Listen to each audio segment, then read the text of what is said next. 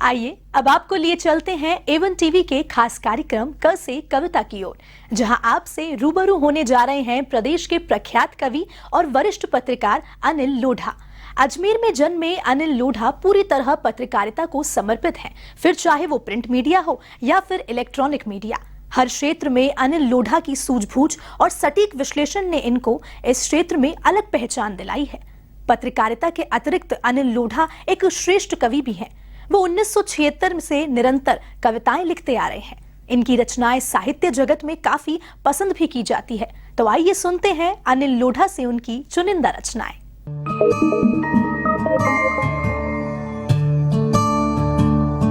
Avon TV के सभी दर्शकों को मेरा नमस्कार।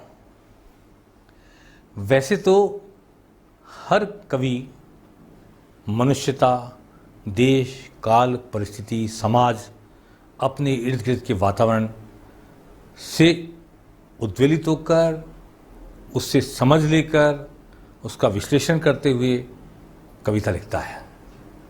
उसकी कविता कभी कभी संबोधन हो जाती है, कभी कभी विश्लेषण हो जाती है, कभी कभी आगाह भी करती है, कभी कभी संदेश भी देती है। लेकिन कभी कभी ऐसा वक्त आता है हर कवि के जीवन में जब कविता उसके आत्मबोध से उपजती है, उसका आत्मवक्तव्य हो जाती है, उसकी आत्मा अभिव्यक्ति हो जाती है। कभी कभी वो अपने आप को भी संबोधित करता है, अपने इर्द गिर्द के लोगों के अनुभव, अनुभूतियों को विश्लेषित करता हुआ उनसे निकलने वाले संदेश देने की कोशिश करता है। और कभी कभी वो आत्मसंकल्प भी अभिव्यक्त करता है कविता के माध्यम से कि वो क्या करना चाहता है। और कभी कभी वो वक्त भी आता है जब जो कुछ उसने भोगा, जाना, उसके अनुभव, अनुभूतियों का विशाल संसार उसे जीवन का एक निचोड़ दे देता है और तब वो क्या सोचता है। ऐसी 3 कविताएं मैं आपके सामने प्रस्तुत कर रहा हूं जो मैं अपनी आत्मा अभिव्यक्ति की तरह, आत्म संदेश की तरह, आत्मसंकल्प की तरह लिखी गई कविताएं हैं। पहली कविता है आग का पेड़। लगभग 48 साल पहले मैंने लिखी थी कविता, सन 76 के आसपास की बात है, 74-75, मुझे एग्जैक्ट याद नहीं। लेकिन इसमें जेपी मूवमेंट से जो उद्वेलन था मन के अंदर और एक युवावस्था का भोला आदर्शवाद था, उस आदर्शवाद जनित कविता है कि मैं अपनी कविता के बारे में क्या सोचता हूं, क्या संकल्प है मेरा, आत्मसंकल्प कि मेरी कविता कैसी होनी चाहिए। नौजवान कॉलेज में पढ़ता हुआ अपनी कविता के बारे में शुरुआती दौर में क्या सोचता है कि वो कैसी कविता लिखे, कैसी हो उसकी कविता। आग का पेड़ मेरा एक कविता संग्रह है, उसी की शीर्षक कविता है ये, आग का पेड़। मैं अपने भीतर आग का एक पेड़ उगाना चाहता हूं।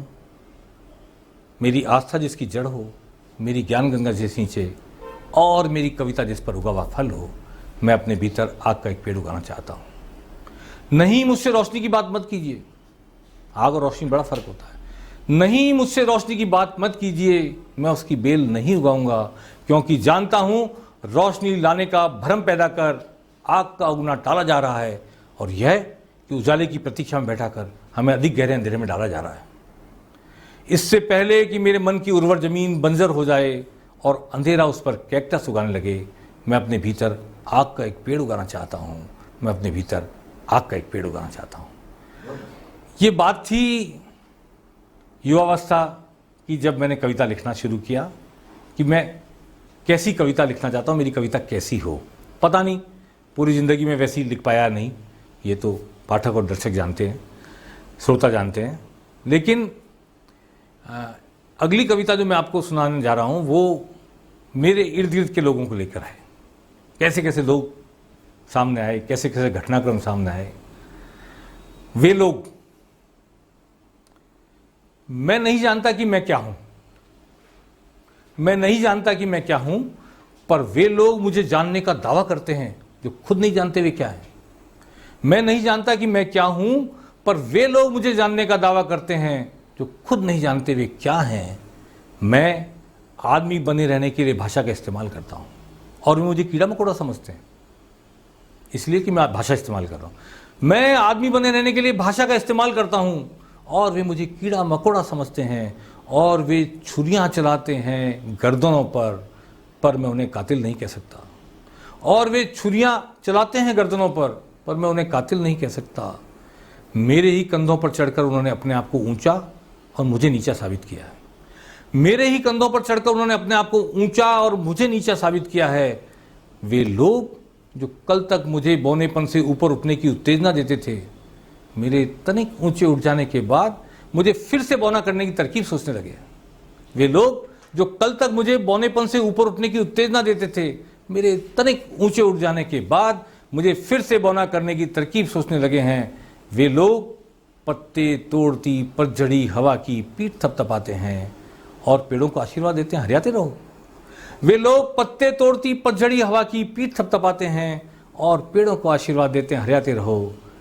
काश मेरे एक अदद पेट नहीं होता, काश मेरे एक अदद पेट नहीं होता कि जिसके बल मुझे हर रोज रेंगना होता, तो मैं उन्हें आईना दिखा देता और बता देता वे क्या हैं और मैं क्या हूं। मेरी तीसरी कविता एक जीवन यात्रा के बाद जो अनुभूतियाँ होती है, जो अनुभव होते हैं, जो घटनाएं घटती हैं, उनका निचोड़ निकालने के बाद जब आदमी आत्मविश्लेषण करता है तो कभी कभी वैराग्य सा हो जाता है, कभी कभी वो मूल्यांकन करता है और मूल्यांकन से एक संदेश भी निकलता है कि मैंने क्या किया और मुझे क्या करना चाहिए था।